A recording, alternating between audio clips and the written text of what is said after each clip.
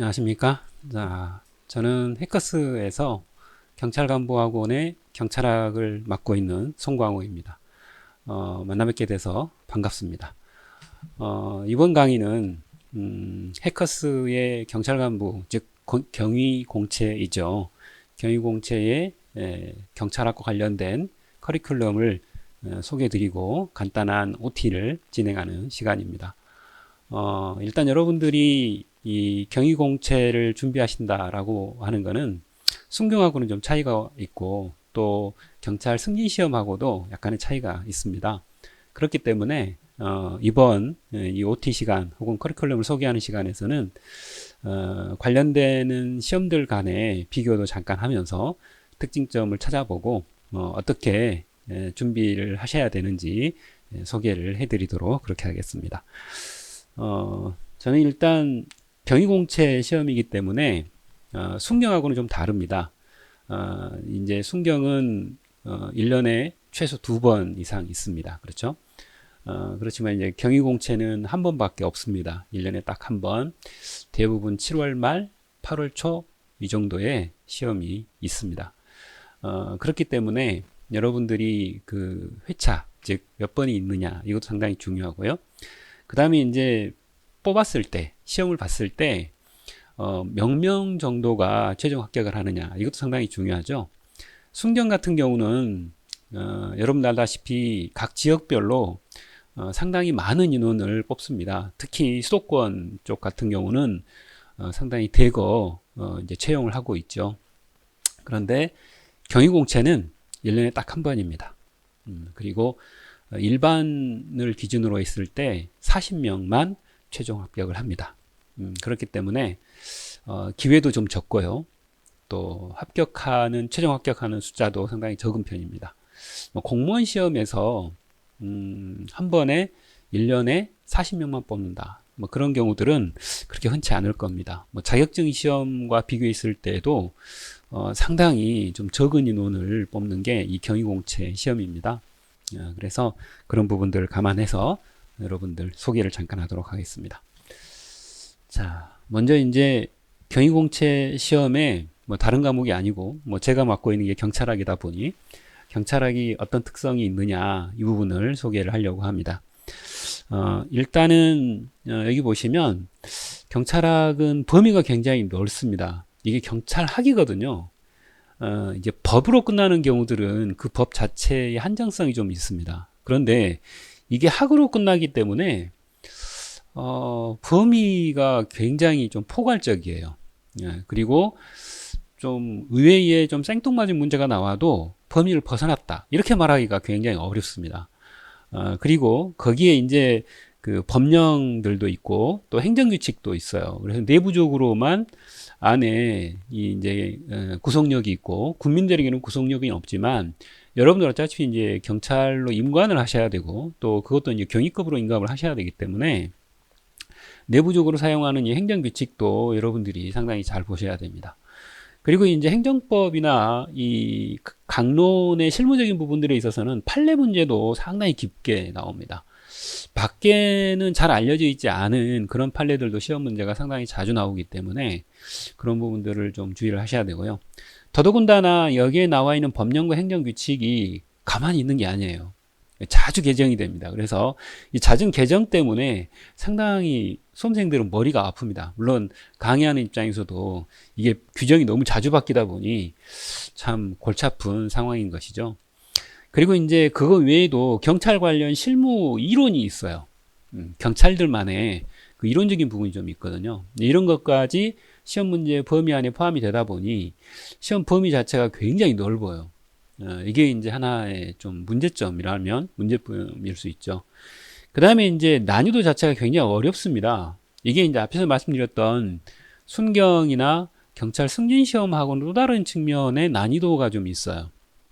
그러다 보니 적게 뽑는 데다가 시험 문제 자체가 경찰학이 어려워서 수험생 입장에서는 그 당락을 좌우하는 과목이 되어지는 그런 좀 문제점이 있습니다. 그래서 이 보면 그 법령이나 행정규칙 자체의 조문 문제도 좋은 문제지만 그 조문을 약간의 사례와 변형시켜 가지고 출제가 되다 보니 조문을 암기했다고 무조건 맞는 것도 아닌 그런 형태이기도 하고요. 그리고 이제 거기에 간단한 사례 문제가 융합돼서 나오기도 해요. 사례 문제가.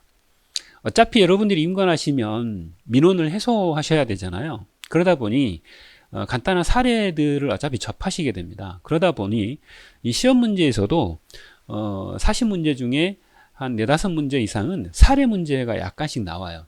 이 사례가 판례를 변형시키는 사례도 있지만 아주 간단한 실제 민원 사례 같은 이런 부분들도 시험 문제가 출제가 되고 있습니다. 그러다 보니 여러분들 난이도도 상당히 좀 춤을 춘다 그럴까요? 난이도가 좀 달라지고 있고요.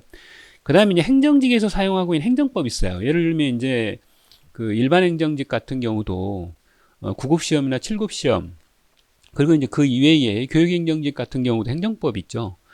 그런 행정직에서 보고 있는 행정법 시험 문제에서 한두 문제가 건너옵니다. 그러다 보니 이게 행정직의 영향도 약간은 받아요. 물론 경찰학 안에 행정법이 실제로 들어 있습니다. 조금 이따 이제 비유를 말씀드릴 텐데 들어 있어서 그렇고요. 더더군다나 경찰 실무하고 관계가 있는 판례 문제 같은 경우들은 상당히 자주 출제가 돼요. 그래서 예를 들면 이제 경찰관 직무집행법과 관련된 판례 문제인데 그런 경우들은 여러분들이 현직에 가시면 자주 접하시는 그런 조문이거든요. 그런 조문과 관련된 실무적인 어떤 판례들이 출제가 되고 있다라는 겁니다. 그 다음 기출문제집을 가지고 공부를 많이 하시는데 이 기출문제가 한 번 출제가 되고 많은 부분도 있지만 여러 번 출제가 되기도 해요. 그런데 이걸 뒤집어서 표현하면 기출문제가 이때까지 한 번도 나오지 않는 조문에서 출제가 되는 경우들도 굉장히 많습니다. 그래서 이제 여러분들이 기출문제집만으로 공부하신다거나 아주 간단한 요약집만으로 준비를 하시는 분들은 모의고사를 제작 문제를 내 가지고 여러분들에게 테스트를 하면 왜 이런 문제를 냈느냐 이렇게 반문하시는 분들도 간혹 있어요. 그런데 그렇게 가시면 점수 맞기가 좀 어렵습니다.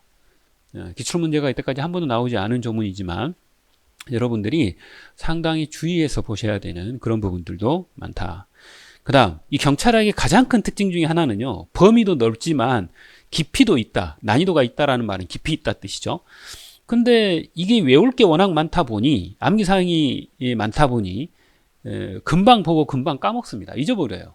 그래서 저도 그렇고 수험생들도 그렇고 공통적으로 하는 이야기가 뭐냐, 경찰학은 아주 강한 휘발성이 있는 과목이다 라는 이야기를 하세요. 그래서 금방 본 것도 그 다음 돌아서면 까먹습니다. 잊어버려요. 그래서 이거 정말 난감한 과목이다 라는 말씀들을 정말 많이 합니다. 그래서 여러분들이 아마 준비를 하실 때 이런 부분들은 좀 해야 되지 않나 싶습니다. 다시 한번 봅니다. 경찰학의 특징은 뭐다? 첫 번째, 범위가 굉장히 넓다. 두 번째, 난이도가 어렵습니다. 이 말은 깊이 있게 나옵니다 라는 뜻이죠. 이게 범위도 넓고 난이도도 있기 때문에 이게 외울 게 많아지는 특성이 있어서 휘발성이 좀 강하다. 이게 세 가지가 특징입니다. 자, 그 다음 이제 방금 전에 이제 이야기해드렸던 이 강한 휘발성입니다. 돌아서면 잊어버려. 책을 봐도 뭔지 모르겠는데 그나마 기억도 잘 안 나. 이렇죠. 이걸 해소하기 위해서 이제 대부분의 선생님들이 여러 가지 방법을 씁니다. 그 중에 하나가 가장 대표적으로 사용하는 게 두문자입니다. 그죠? 중요한 앞글자를 따가지고 이니셜처럼 이렇게 외우는 이런 방법도 많이들 쓰시고요. 그 다음 기출문제가 나왔던 지문들을 모아가지고 지문을 암기시킵니다. 기출문제 지문만 모아가지고 요약집을 만드시는 분도 있고요. 시중에 보면 맞습니다. 이제 이런 기출문제가 이제 반복되는 비율이 좀 높다 보니 이렇게 이제 기출문제 설문, 지문만 가지고도 여러분들에게 학습을 시키고자 많이들 노력합니다. 그 다음, 강사들이 요약집 많이 씁니다. 저는 지금 요약집을 사실은 일부러 안 쓰는 부분도 있는데, 요약집이나 아니면 암기 노트 같은 것들을 판매를 많이 합니다. 그래서 이게 이제 강사님들 입장에서는 좀 돈이 되는 그럴 수도 있습니다. 그죠? 근데 이렇게 하는 방법도 있지만 저 같은 경우는 그렇게 잘 하지 않고요. 어떻게 하느냐? 판서 노트를 여러분들이 정리하게 합니다. 저는 주로 이제 판서로 강의를 합니다. 전자칠판을 그렇게 많이 쓰지는 않고요. 대부분을 판서로 하는데 이 판서로 하는 이유가 좀 있습니다. 전체적인 흐름을 파악해야 되는 그런 부분들이 상당히 많다 보니 제가 이제 판서로 주로 강의를 하게 되는데 그걸 여러분들이 노트 정리를 하시라고 합니다. 근데 요즘에 이제 젊은 세대들은 글씨를 써서 판서 노트를 하는 게 아니라 태블릿이나 아니면 노트북 같은 것들을 강의 중에 가지고 오셔가지고 바로바로 이렇게 정리하시는 분들도 꽤 있더라고요. 그래서 이제 그렇게 판서 노트를 개인적으로 만드시는 게 굉장히 좋습니다. 그 다음 또 하나는 오답 노트를 제가 권해드립니다. 오답 노트는 내가 수험생 본인만 보시면 되거든요. 다른 사람한테 이걸 보여주는 그런 자료가 아닙니다. 그렇기 때문에 뭐 글씨를 예쁘게 쓴다? 그 별로 필요 없습니다. 본인만 보시면 되잖아요. 그죠? 그리고 이제 이걸 언제부터 만들기 시작하느냐? 1순환 때는 만들기가 사실 어려워요. 1순환 때 만드시면 그게 요약집 돼버립니다. 그렇게 되는 게 아니고요. 2순환 정도가 되면 이제 문제풀이를 시작하게 되는데, 그때 이제 2순환 정도가 되면 문제를 풀면서 자기가 문제 틀린 부분이 있죠. 그런 부분들을 핵심 정리를 하시라고 하는 게 이 오답 노트예요. 그래서 내가 틀린 지문 자체를 일단 쓰고 거기에 해설 비슷하게 약간 거리를 두어서 어느 부분이 어떤 이유로 틀렸다라고 하는 것을 내 나름대로 정리를 하는 겁니다. 이런 부분들을 누적시켜가는 게 이 오답 노트예요. 그래서 2순환 때부터 되도록이면 저는 만드시라고 권해드려요. 그래서 2순환 때부터 시험 보기 직전까지 이거를 쉬는 시간마다 혹은 점심시간 혹은 이렇게 짜투리 된 그런 시간 동안 계속 보시라고 한번 말씀을 드립니다. 이제 제가 여러분들에게 휘발성이 강한 이 경찰학에서 가장 크게 권해드리는 것은 반복입니다. 반복 외에는 특별하게 어떻게 이겨나갈 수 있는 방법이 사실은 별로 없습니다. 이 반복을 자주 하게 하고 연상을 시키기 위해서 대부분 선생님들이 뭐 두문자도 써보고 기출문제 설문을 예쁘게 편집해서 컬러로 책도 만들어보고 요약집도 만들어보고 이걸 하고 있는 거죠. 그런데 사실은 그렇게 한다기보다는 저는 이 판서나 이런 것들을 통해서 전체적인 흐름을 파악하게 하고 거기 세부적인 부분들을 책에서 다시 한번 강의하면서 보고 문제나 이런 부분들을 통해서 그게 익숙하지 않은 그런 상태일 때는 오답 노트를 만들어서 그 오답 노트의 핵심 부분을 본인이 직접 체크하게 하는 그런 부분으로 가고자 합니다. 이게 이제 어떻게 보면 대부분 선생님들이 이 휘발성 때문에 굉장히 고민을 많이 하고 수험생들도 굉장히 좀 힘들어하는 부분입니다. 그 다음 세 번째, 이제 그 시험상의 특징을 좀 말씀을 드려야 되는데요. 서두에도 제가 말씀을 드렸는데 이 경찰 관련 시험은 크게 세 가지가 있습니다. 순경 시험도 있고요. 순경 채용 시험. 그다음에 지금 여러분들은 이제 경위공채죠. 무궁화 하나 경위공채 시험의 특징을 제가 보려고 하는 겁니다. 이것 말고도 이제 현직 분들이 주로 보시는 승진 시험이 있습니다. 그래서 실제로는 시험이 3개이죠. 그래서 이제 그런 시험들 간의 비교를 좀 하려고 합니다. 먼저 이제 다른 시험을 먼저 한번 보고자 하는데요. 이게 승진 시험입니다. 경찰 승진 시험은 실제로는 2가지 기준을 갖고 있습니다. 하나는 지역별로 이렇게 승진 티오가 좀 달라지고요. 그리고 계급별로도 이게 조금 달라집니다. 그러다 보니 이게 이제 수도권 같은 경우는 승진 예정 인원이 좀 많고요. 지방으로 가면 한두 명으로 적은 지역도 있어요. 계급별로. 그러다 보니 이게 지역적인 혹은 계급과 관련된 승진 인원의 차이가 좀 발생합니다. 그 다음 승진 시험은 주로 형사법, 즉 형법, 형소법, 그 다음에 이제 이 경찰 실무종합 이렇게 돼 있어요. 이름이 좀 달라요. 여러분들은 경찰학이지만 이 승진 시험은 경찰 실무 종합이라고 이름이 돼 있거든요. 근데 이제 승진 시험도 거의 마찬가지인데 형법, 형소법과 같은 이런 경찰 실무 종합 이외의 다른 과목들이 거의 만점을 받습니다. 많이 틀려도 한 4개 아니면 한두 개 이런 정도로 선방을 하셔야 되고요. 그런 상태에서 경찰 실무종합이 합격 여부를 좌우하는 과목으로 지금 거의 대부분이 자리매김을 하고 있어요.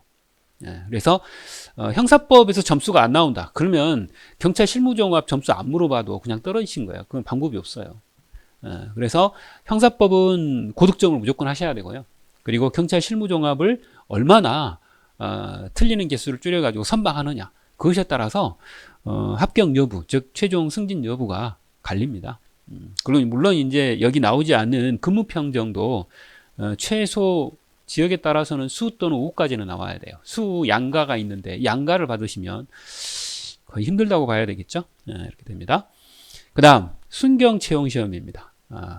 순경 채용 시험은 뭐 지역적인 모집을 하죠. 전국을 단위로 하는 게 아니라 그래서 이제 지역적인 모집 인원의 차이가 좀 있습니다. 그래서 주로 이제 수도권 같은 경우는 세 자릿수로 주로 모집을 하고요. 지방 같은 경우는 대부분이 한 두 자릿수 정도가 됩니다. 물론 이제 지역이 이제 적게 뽑는 지역도 물론 있습니다. 편차가 워낙 크기 때문에 지역적인 모집 인원의 차이가 좀 있고요. 그다음 순경 채용 시험도 이게 이제 경찰학 이외의 과목을 고득점한다는 전제하에, 즉 형사법이나 헌법이나 이런 과목들에서 거의 만점 가까이 나오거나 아니면 남들이 맞는 정도의 고득점은 나와야 됩니다. 그런 점수를 맞았다는 전제하에 경찰학은 70점 정도이면 합격하는 것으로 대부분 나와 있습니다. 물론 그게 지역적인 모집 인원이 좀 차이가 있기 때문에 모집 인원이 많은 쪽은 커트라인이 약간 내려가기도 하고요. 모집 인원이 현저하게 적은 곳에서는 뭐 커트라인이 확 올라가기도 합니다. 그런데 이 평균적으로 거의 대부분의 지역이 최근의 시험 문제 상태로 보면 한 경찰학이 70점 혹은 대부분 또 70점이 안 되고 60점대 초반 이 정도 가지고도 합격을 많이 하고 있는 것으로 파악을 하고 있습니다. 자, 그러다 보니 경찰 승진 시험하고 똑같이 이 순경 채용 시험도 이 경찰학 과목이 합격 여부를 좌우하는 과목이 되어 있습니다. 그래서 여러분들에게 저도 간혹 순경 상담을 해보면 경찰학을 빼고 나머지 형사법이 점수가 안 나온다, 헌법이 점수가 안 나온다, 그거는 좀 미안하지만 합격이 곤란합니다. 합격을 거의 못합니다. 무조건 형사법하고 헌법 같은 이런 과목들은 무조건 고득점 하셔야 됩니다. 난이도가 조금만 쉬워지면 거의 만점 가까이 나와야 됩니다. 그래야 합격할 수 있어요. 그게 이제 순경 채용 시험입니다. 그 다음 이번에 이제 본론으로 들어가야 되죠. 경위공채 시험입니다.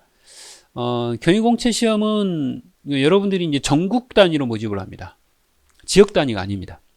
그리고 1년에 한 번 시험 봅니다. 방금 전에 말씀드렸던 7월 말, 8월 초, 대부분 이때 최근에는 시험을 보고 있죠. 그리고 모집 인원은 일반을 기준으로 했을 때 40명을 뽑습니다. 일반을 기준으로 40명 뽑는다. 이제 다른 시험하고 가장 큰 차이점이 바로 이겁니다. 전국적으로 모집을 하면서 1년에 한 번 시험 보고 최종 합격자 수가 40명밖에 안 돼요. 그러다 보니 공부를 안 하시고 합격할 가능성은 거의 제로입니다. 그거는 거의 불가능합니다. 거의 불가능하고요. 그리고 이제 필기시험 같은 경우는 전국적으로 등수가 72등까지는 하셔야 필기시험 합격합니다. 즉 전국 등수입니다. 지역 등수가 아니고 전국 등수로 72등 하시면 필기 성적 꼴찌로 합격하십니다.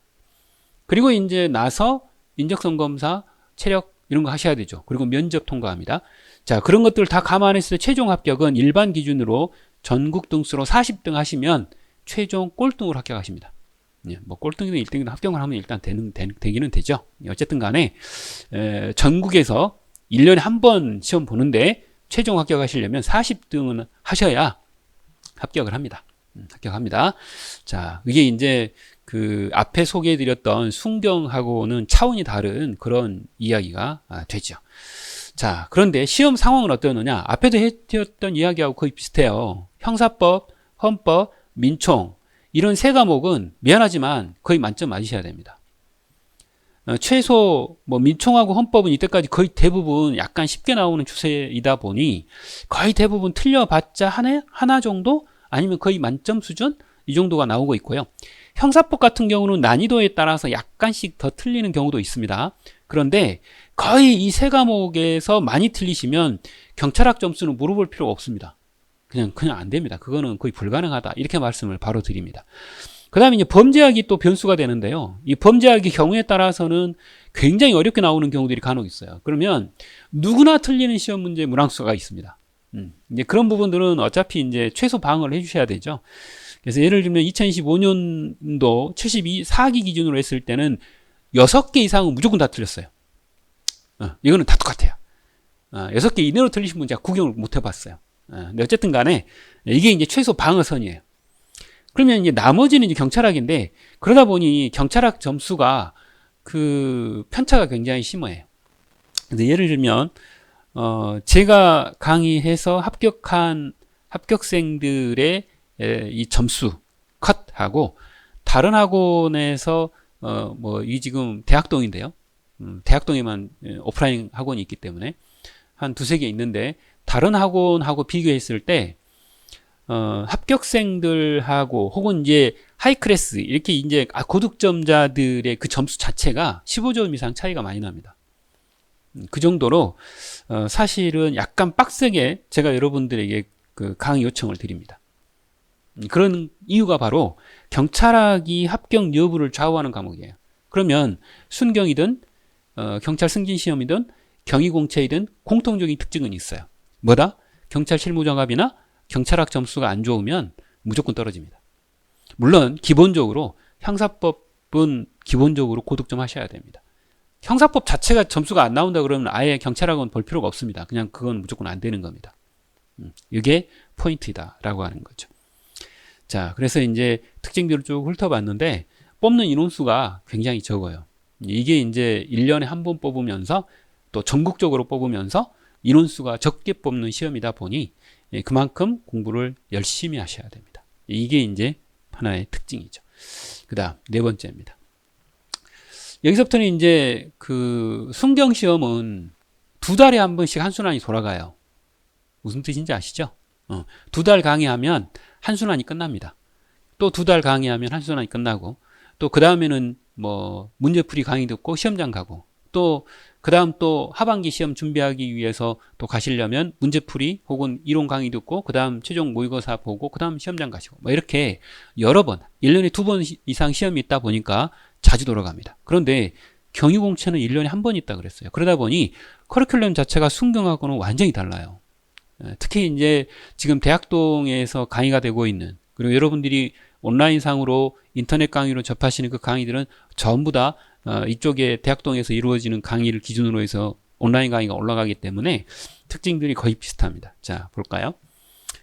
먼저 일순환 강의입니다. 일순환 강의는 그 해커스의 경위공채 과정에서는 경찰학이 30회차로 구성이 되어 있어요. 30회차라는 말은 30일 동안 연속 강의가 들어간다는 거예요. 물론 다른 형사법이나 형법, 형소법이죠. 그 다음에 헌법이나 민청 같은 경우도 각각의 교수님들이 자기 순서가 돌아오면 일정 회차를 가지고 강의를 진행하십니다.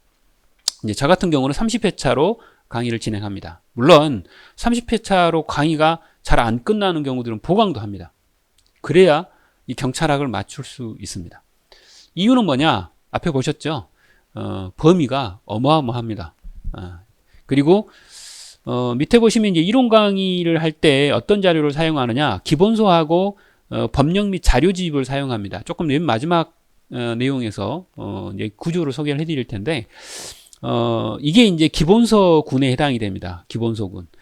기본서만 기본서가 아니고 법령 및 자료집에 법령도 수록이 되어 있고 판례도 수록되어 있고 그 이외에 자료들이 일부 들어 있습니다. 특히 이제 법령 및 자료집에는 수사 파트를 이쪽으로 뺐어요. 왜냐하면 수사가 강론 중에서 시험 문제가 계속 출제가 되거나 그러지 않아요. 채용 시험에서는 수사가 그렇게 많이 출제가 되지 않습니다. 그러다 보니 아예 이제 법령 및 자료집으로 빼놨고요. 그 다음 또 하나는 비교 경찰론, 세계 경찰사라고 하죠. 그거는 여기 법령 및 자료집에 들어 있어요. 기본서에 없습니다. 그거는 따로 뺐어요. 왜냐하면 제 교재는 승진용으로도 같이 보는데 승진은 비교 경찰론이 시험 문제 안 나와요. 한국 경찰사는 시험 문제 나오는데 안 나옵니다. 그러다 보니까 그 부분을 아예 분리를 좀 시켜놨어요. 그래서 기본서하고 총강론 기본서하고 법령집까지를 보셔야 가지고 이걸 가지고 이론 강의를 합니다. 그 다음 순환 중이거나 순환 후일 때, 즉 1순환 중이거나 1순환이 끝난 이후에 기출문제를 푸셔야 됩니다. 특히 진도가 나가는 중에는 그 진도에 맞춰서 기출문제집을 가능하면 푸시는 게 좋아요. 단 기출문제 분량이 굉장히 많기 때문에 기출문제를 이때 복습하시면서 다 못 풀 수도 있어요. 진도 따라가기 바빠요. 대부분이.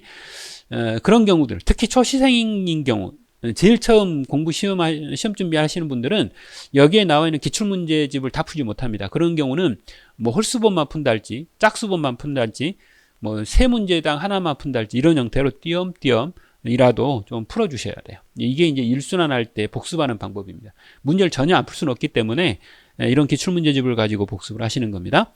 그 다음 강의는 주로 제가 판서로 대부분 진행합니다. 이제 전자칠판이나 혹은 PPT를 그렇게 잘 쓰지 않습니다. 주로 이제 판서를 가지고 사용합니다. 지금 이 칠판에 지금 이렇게 PPT가 띄워져 가지고 강의를 하는데 지금 요 칠판 길이가 한 7m에서 8m 정도 되거든요. 근데 이게 한 2시간에서 1시간 반 정도면 칠판에 판사가 찹니다. 이렇게 이제 전체적 흐름을 봐야 되는 부분인지라 PPT로 진행하기가 이렇게 조금 안 맞는 경우들도 간혹 있어요. 그래서 저는 지금 주로 판서를 하고 여러분들이 노트 정리를 되도록 하십시오. 이렇게 말씀을 드려요.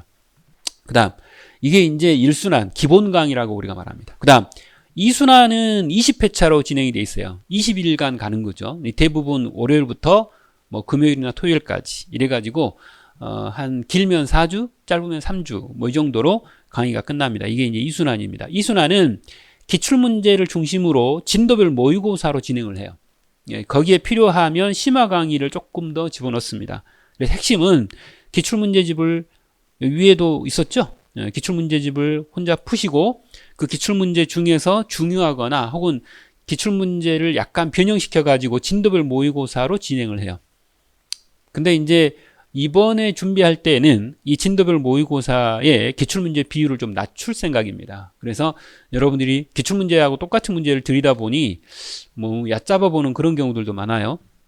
그런데 그렇게 하지 않게 하기 위해서 이 진도별 모의고사부터 기출문제에다가 제작 문제, 즉 변형 문제죠. 이런 부분들을 좀 비율을 높여서 가려고 합니다. 그리고 이제 이순환은 주로 문제집으로 주로 강의를 합니다. 문제집이 지금 현재도 판매가 되는 게 있고요. 그 다음 3순환입니다. 3순환은 10회차로 구성이 되어 있습니다.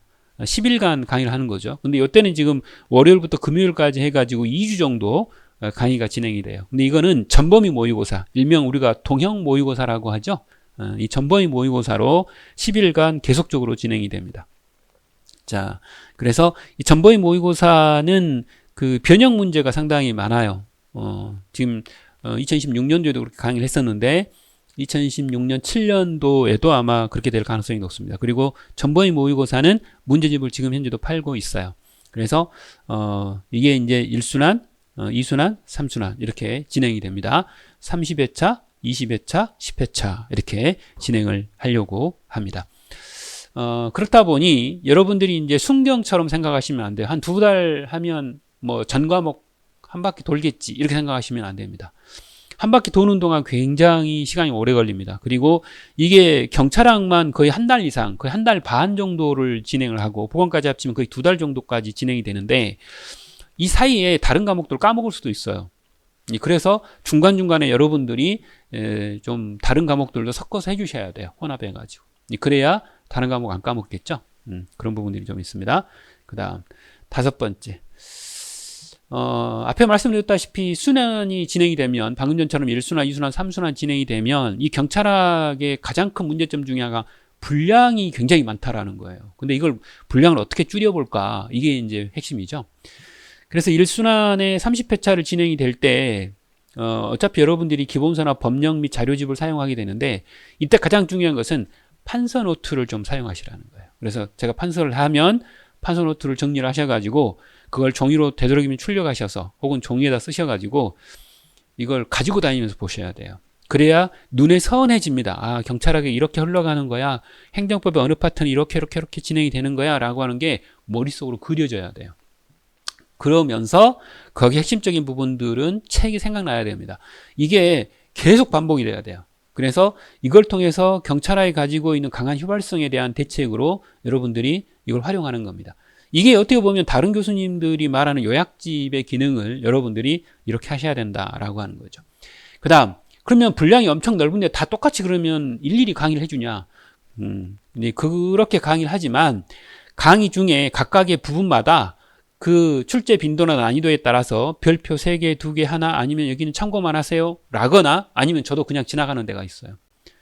자, 이래서 별표의 숫자에 따라서 그 파트, 그 부분의 중요도나 혹은 출제 빈도가 다르게 일일이 말씀을 드립니다. 그 다음 출제 유형도 말씀을 드려요. 박스형 개수 문제가 주로 나오는지, 판례 문제를 그대로 활용하는지, 판례를 약간 변형시키는지, 아니면 그냥 사실선대로 나오는지 이런 형태로 출제 유형들을 여러분들에게 그 부분마다 설명을 해드립니다. 자, 그리고 이제 강의는 어떻게 하느냐? 그럼 판서만 하고 끝나냐? 아니에요. 판서도 전체적으로 흐름을 보지만 그 이후에 교재 내용을 또 한번 보시게 됩니다. 그게 이제 복습 효과도 있고 여러분도 복습할 때 똑같이 하시게 됩니다. 그러면 한 부분을 거의 4번 보시는 효과가 나오죠. 4번 보시는 효과가 나와요. 그래서 이런 부분들을 통해서 여러분들이 각각의 그 내용마다 강도를 조절하셔야 돼요. 근데 이게 처음 공부하시는 분들, 즉 초시라고 하죠. 초시이면서 처음 공부하시는 분들은 이게 바로 잘 안 돼요. 물론 제시이신 분들은 1순환이라 하더라도 정말 달리셔야 돼요. 열심히 하셔야 됩니다. 제시이신 분들은. 자, 미리 여기서 말씀을 드리는데요. 경희공채 시험은 초시이신 분들이 합격하는 비율이 굉장히 낮습니다. 그러나 언제가 가장 합격률이 높으냐? 제시일 때, 2년 차일 때 합격률이 굉장히 높아요. 그리고 3년 차 이상이 되면 급격하게 합격률이 또 떨어집니다. 그래서 2년 차에 합격하시는 분들이 정말 많아요.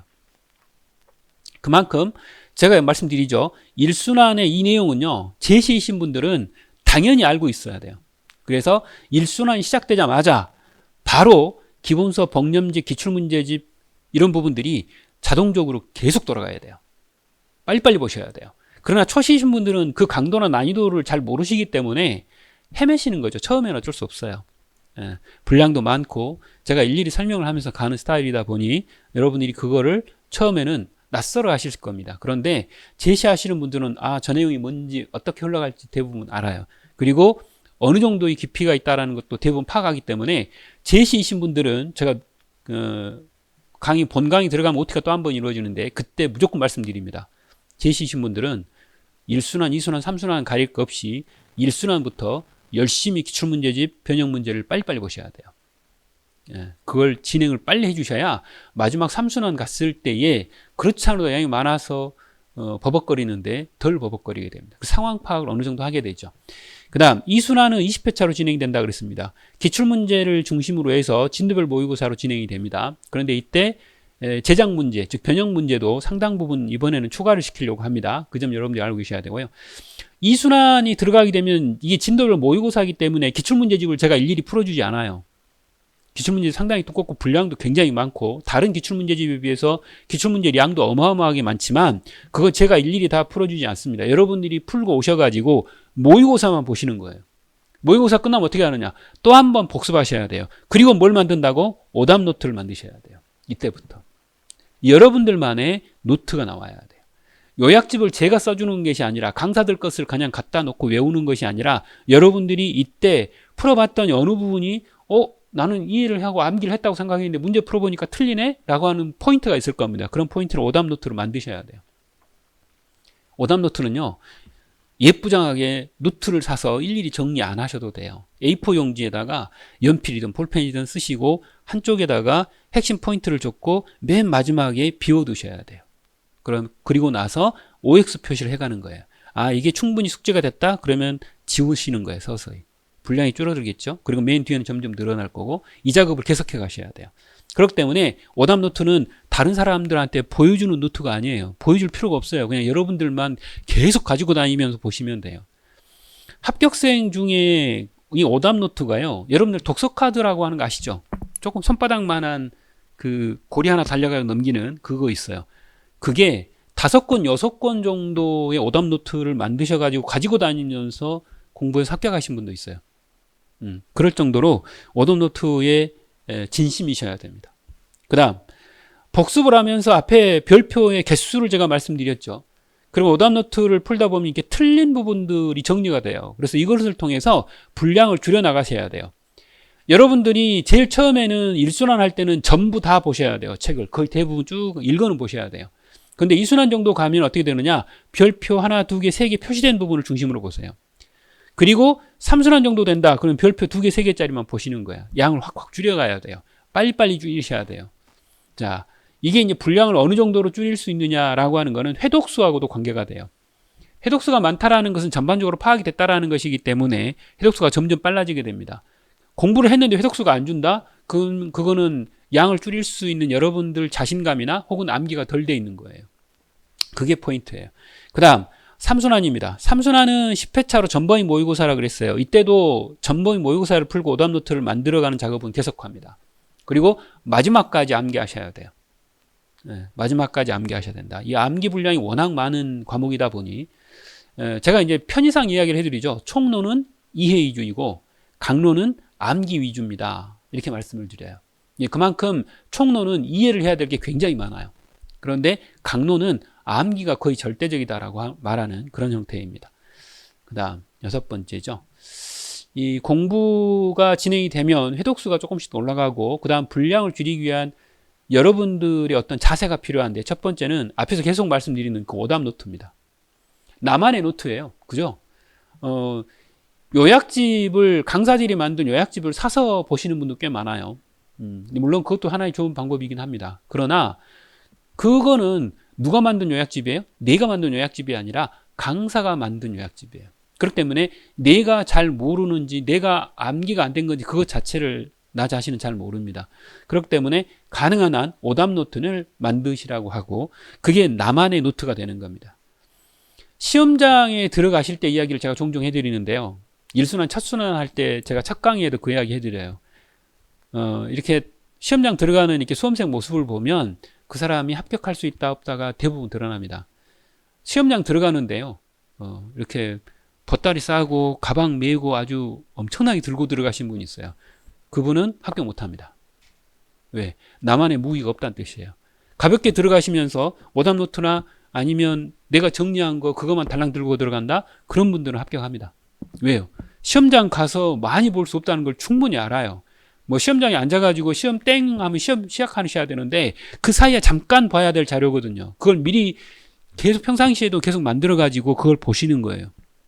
그걸 이미 준비하고 들어가셨다라는 거는 그만큼 내가 이것만 보면 돼 라고 하는 것을 나 스스로가 이미 가지고 있다는 거예요. 그렇기 때문에 나에 대한 자신감이 있는 거죠.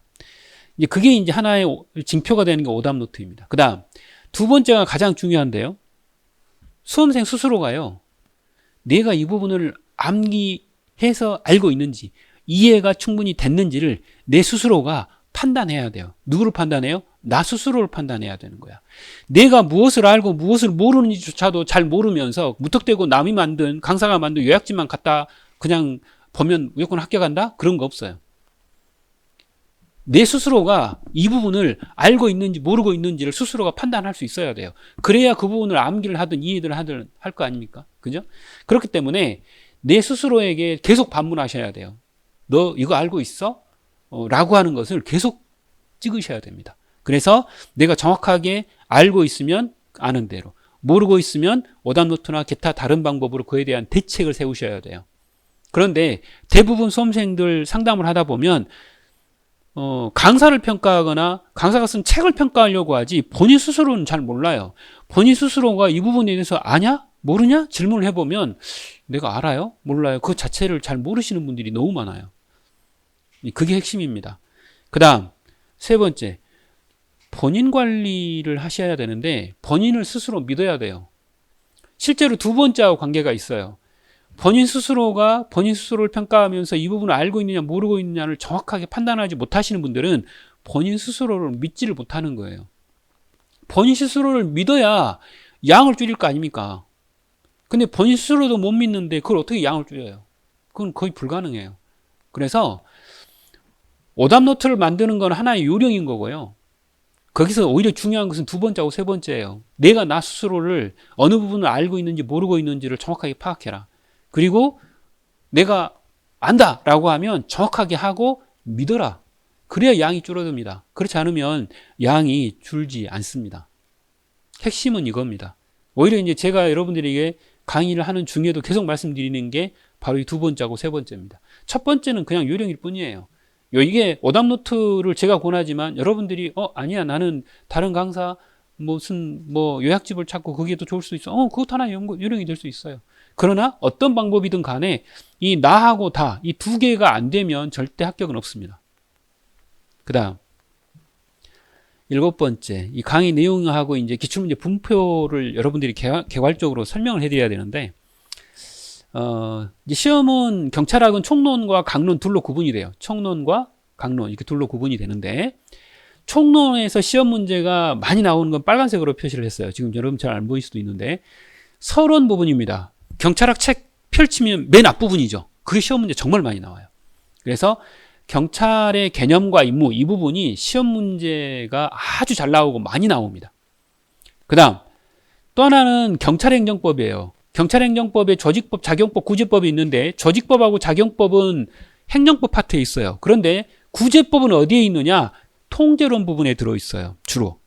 책이 그렇게 돼 있습니다. 물론 그렇게 돼 있지 않는 책도 있는데 저는 그렇게 돼 있어요. 그래서 지금 여기에 나와 있는 행정법 부분하고 이 서론만 합치면 20문제예요. 행정, 조직, 작용, 구제법하고요. 앞에 경찰의 개념과 임무 이 두 파트, 즉 빨간색으로 표시된 것만 40문제 중에 20문제가 나와요. 거의 반이 나옵니다. 나머지 반이 하얀색으로 처리된 부분이에요. 그래서 철학론, 즉 이념론이나 윤리론, 그 다음에 사학이죠. 한국경찰사하고 비교경찰론, 여기는 이제 사학으로 분류를 합니다. 역사죠. 그 다음 관리론 파트예요. 조직관리, 인사관리, 장비관리, 보안관리, 문서관리 같은 이런 관리론 파트가 있어요. 이게 실제로는 행정학이에요. 행정학. 그리고 경찰 실무에서는 경무론이라고 합니다. 이 부분을.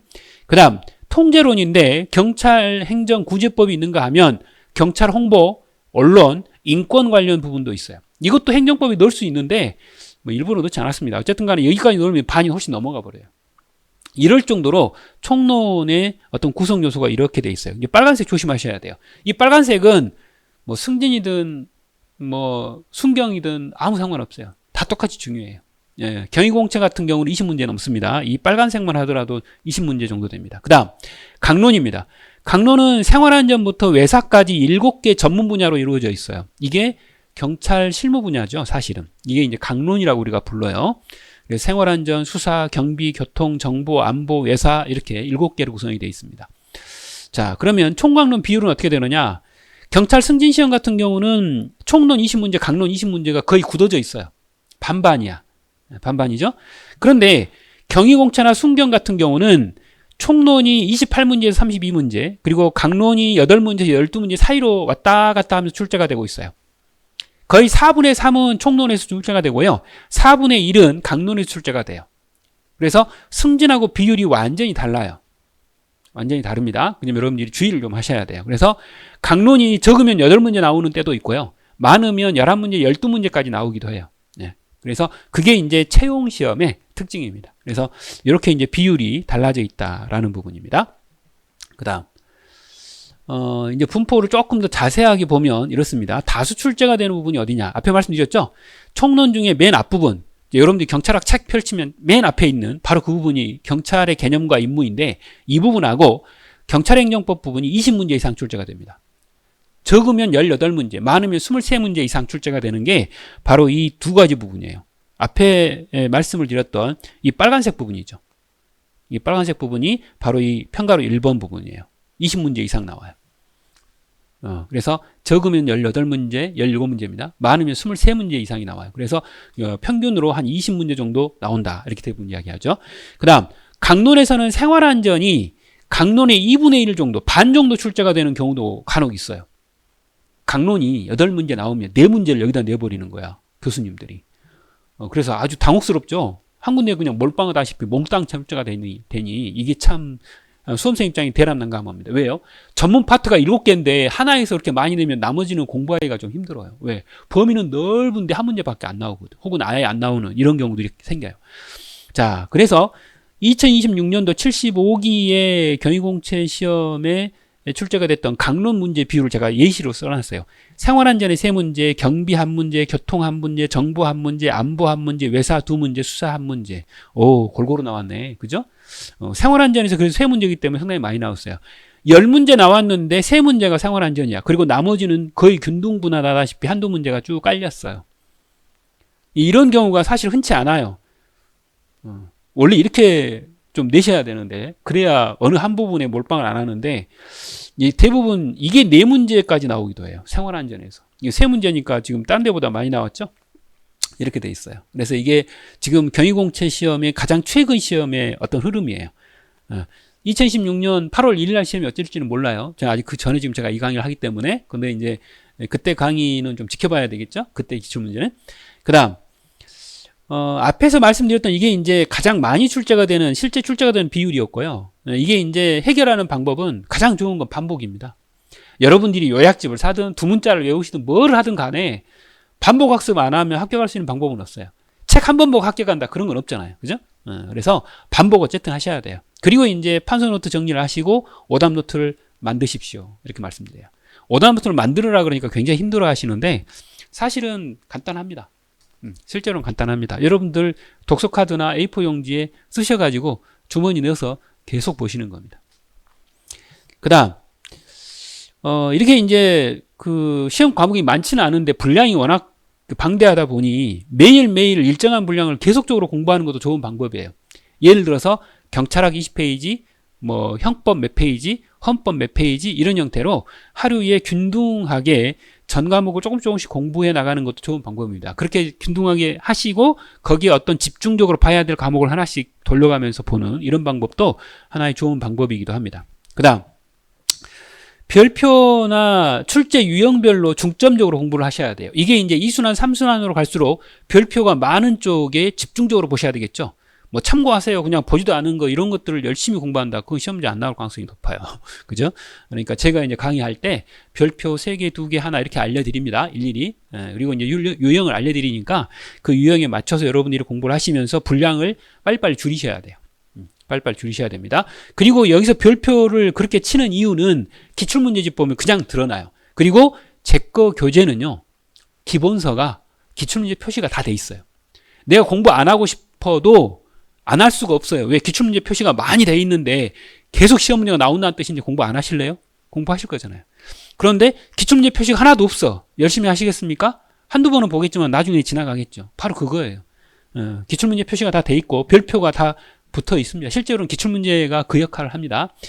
이제 기출문서를 보시면 아시게 됩니다. 그 다음, 이제 마무리를 이제 8번하고 9번 있습니다. 이게 지금 8번이죠? 자, 첫 번째.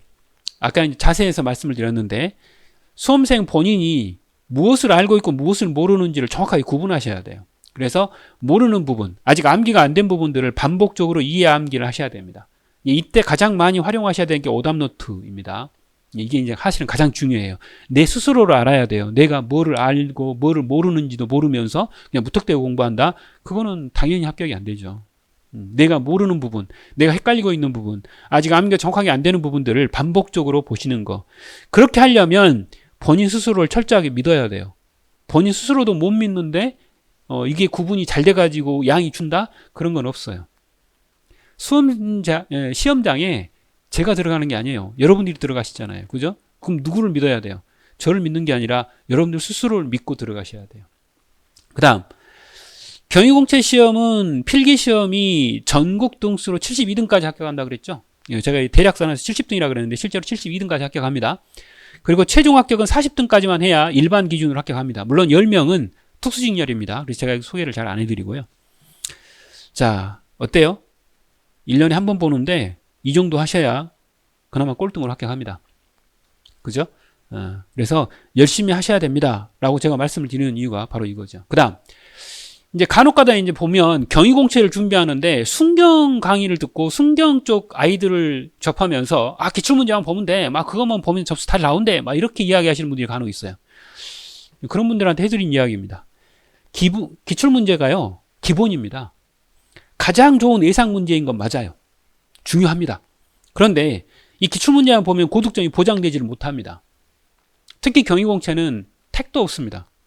그렇게 해가지고 점수 고득점 안 나옵니다. 그럼 최소 몇 점은 나와야 되는데 아무리 난이도가 있고 어려워도요, 최하 80점 이상은 돼야 합격합니다. 무조건 80점 넘어야 됩니다. 쉬우면 더 맞아야 되고요. 아무리 어려워도 8개, 100점 만점입니다. 환산점수 아니고요. 그렇게 하려면 기출문제는 기본이자 가장 좋은 예상 문제인 것까지는 좋아요. 그런데 고득점을 보장해 주지는 못해요. 그래서 기출문제는 기본이라고 말씀드려요. 기출문제집 봤다고 나는 합격할 거야. 그건 안 맞습니다.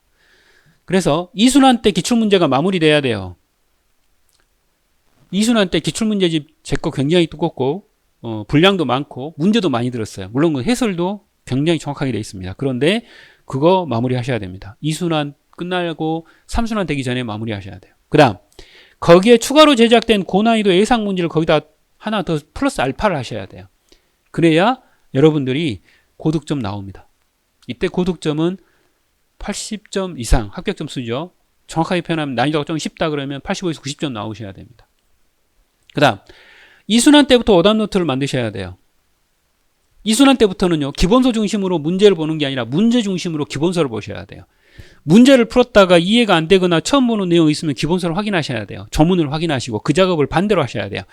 1순환 공부하듯이 2순환 공부를 하시면 안 돼요. 1순환은 이론 중심입니다. 이론 중심에 기출문제집을 기출문제를 몇 개 풀는 선에서 복습을 하셔야 되지만 2순환은 문제를 풀고 거기에서 확인하기 위해서 기본서를 보는 작업이 이루어져야 돼요. 보는 순서가 바뀌어야 됩니다. 그게 2순환이에요. 그래서 문제 중심으로 가셔야 돼요. 2순환부터는. 이 중에 가장 중요한 거 골라주세요. 가, 나입니다. 계속 말씀드리죠. 여러분들 스스로하고 도박을 하셔야 돼요. 이게 가장 핵심입니다. 자, 그리고 이제 제 거 강의 교재나 카페를 소개를 드릴 건데요. 기본서군이 있어요. 쉽게 말하면 기본서죠. 기본서는 총론 1, 2, 강론 1, 2가 있고 법령 자료집이 있습니다. 법령 및 자료집이 1, 2가 있어요. 그래서 이렇게 이제 구조가 되어 있습니다. 이 법령 및 자료집까지가 기본서군에 속합니다. 이거는 1순환, 2순환, 3순환 공통으로 계속 가지고 계속 확인하셔야 돼요. 그리고 이제 나중에 추록이 올라가면 여기다 보완하시는 거죠. 그 다음 기출문제군이 있습니다. 기출문제집군. 이건 이제 총론은 3권이고 강론은 2권으로 되어 있어요. 그만큼 총론의 경위공채는 많이 출제가 되죠. 4분의 3이 출제가 되다 보니 기출문제가 그만큼 많아요. 특히 기출문제집에는 행정직 기출문제 중에 난이도가 조금 쉬운 거, 여러분들하고 직접적인 관계가 있는 것들을 이제 같이 넣어놨어요. 그러다 보니까 기출문제집에 총론이 3권이 되어 있습니다. 그건 여러분들이 좀 알고 계셔야 되고요.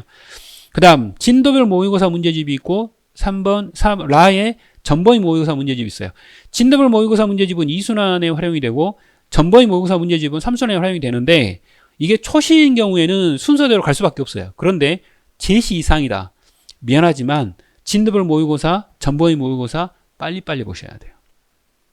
초시생 처음 공부하시는 분들은 빨리빨리 보고 싶어도 못 봐요. 뭔지 모르기 때문에. 그런데 제시이신 분들은 아시잖아요. 어떤 상황인지. 그렇기 때문에 1순환, 2순환, 3순환이 문제가 아니고 닥치는 대로 보셔야 돼요. 빨리빨리. 그죠?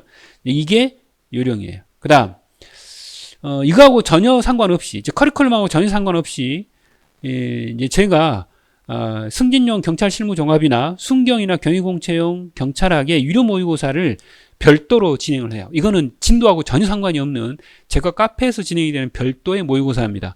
근데 이 유료 모의고사는 제작 문제 중심이에요. 박스형 개수 문제가 거의 대부분이에요. 그래서 굉장히 난이도가 좀 있어요. 그래서 이거는 이제 별도로 여러분들이 구매를 하셔야 되는 그런 부분이고요. 그 다음에 이제 제 거 카페입니다. 다음 카페 이용합니다. 네이버가 아니고요. 다음 카페에 경찰 실무교실 송광호에 들어가시면 위에 나와 있는 기본서나 기출문제집과 같은 이런 것들의 추록도 여기에 올라갑니다. 그래서 추록을 해커스 찾으시면 안 됩니다. 해커스 찾는 게 아니라 이 다음 카페에 페이지나 계정 몇 판, 몇 쇄에 몇 페이지에 들어가는 거다라고 일일이 표시를 해서 추록을 올려드려요. 추록은 가능하면 법령이 바뀌면 저한테 인지되는 즉시 작업을 해가지고 바로 올려드립니다. 그래서 법령 개정이 되면 거의 대부분 올라가고요. 그 다음에 이제 판례 추가 같은 경우도 확인이 되면 이 경찰 실무교실 송광호에 올려지게 되어 있습니다. 그 다음 교재 판매입니다. 교재 판매는 원칙적으로 네이버 스마트 스토어를 검색하시면 경찰 실무교실 송광호죠. 카페 이름하고 똑같습니다. 여기에 이제 교재 판매를 하고 있어요. 실제로 카페에서 이렇게 링크로 연결이 되어 있기 때문에 카페에 오시면 당연히 소개가 같이 되고요. 그러지 않고 별도로 네이버에서 검색하시면 경찰 실무교실 송광호 치면 검색이 됩니다. 이렇게 되어 있어요. 그리고 이제 교재 판매는 지금 77기나 그 이후에는 해커스에서도 판매를 할 수 있으면 하려고 합니다. 근데 원칙적으로는 네이버 스마트 스토어에서 이제 독자적으로 판매를 하고 있습니다. 자, 이렇게 이제 OT 강의 전체적인 흐름에 제 거 교재나 이런 것까지 소개를 일단 해드렸는데요. 가장 핵심은 앞에 제가 말씀을 드렸던 그 내용입니다. 여기에 나와 있는 가하고 나죠. 가장 중요한 것은 여러분들 스스로를 아셔야 됩니다. 아느냐 모르느냐 이것 자체를 내가 구분을 해야 되고요. 그것에 대해서 모르는 부분 혹은 혼동하고 있거나 헷갈리는 부분들을 여러분들이 암기를 하든 이해를 하든 정리를 하셔야 됩니다. 그리고 믿으셔야 돼요. 누구를? 여러분들 본인을. 이게 가장 중요해요. 그래야 분량을 빨리 줄일 수 있어요. 그리고 일단 강의는 여러분들이 이제 순경 강의하고 다르다라는 점 꼭 알려드립니다. 순경 강의를 가지고 경간부 준비가 충분히 될 거야. 간혹 그렇게 말씀하시는 강사분들이 있는 걸로 알려져 있어요. 그러나 그거는 이제 사실은 현실적으로 좀 안 맞고요. 이제 경위공채 맞게 여러분들이 준비를 하셔가지고 좋은 결과 있으시기를 기원하겠습니다. 감사합니다.